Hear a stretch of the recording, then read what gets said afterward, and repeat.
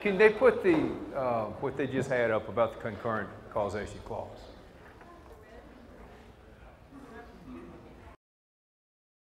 This is really what all these people here are about. And that is, it was buried in a multi-page insurance contract. To the best of my knowledge, not one agent ever told one purchaser of those contracts. In fact, I'm of the opinion most of the agents didn't even know it was in there. And that basically says that if you were here last year, then you know that the Navy has modeled the storm. They tell us that in a place like Bay St. Louis, there were 4 to 5 hours of hurricane force winds before the water ever got here. It was not quite, the farther east you got, it wasn't quite so bad, but even in Biloxi, there were 3 hours of hurricane force winds before the water ever got here. And so after those 3 to 4 hours of hurricane force winds, if you basically had a 2x4 left standing where your house used to be, and then the water came and knocked down that last 2x4, this means State Farm wasn't going to pay you.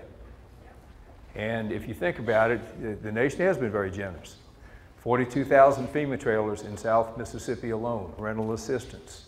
Cost $16,000 to buy that trailer, $16,000 to set it up. It was way too expensive, but that's the cost, what it worked out to. And if you remember, that homeowners policy was supposed to pay your additional expenses when you lost your place. It was supposed to pay for your apartment. It was supposed to pay for someplace else to live while they're rebuilding your house. And the nation picked up that tab with things like the homeowners grants.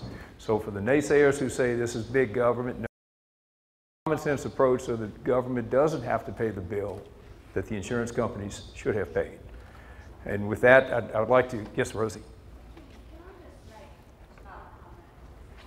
You might want to grab your dad's. I'd just kind of like to make one comment about what you were just saying. And a few days after the hurricane, I went with Mother and Daddy to the State Farm tents to file a claim. And we were told then to keep all our receipts. We had plenty insurance coverage. Everything was going to be fine. We didn't have a worry in the world. And the next thing we heard, we had zero value. And so I agree with you completely that I don't believe that the agents, I don't know where that came in, but at the time they weren't aware of it. That much I can tell you. I can testify to that. Thank you, Rose.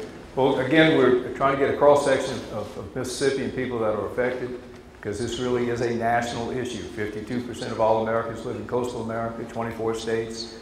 We're trying to pass a national law so that you can buy one policy and be covered. So to help make that point from the Chamber of Commerce, Tish Hass Williams. I want to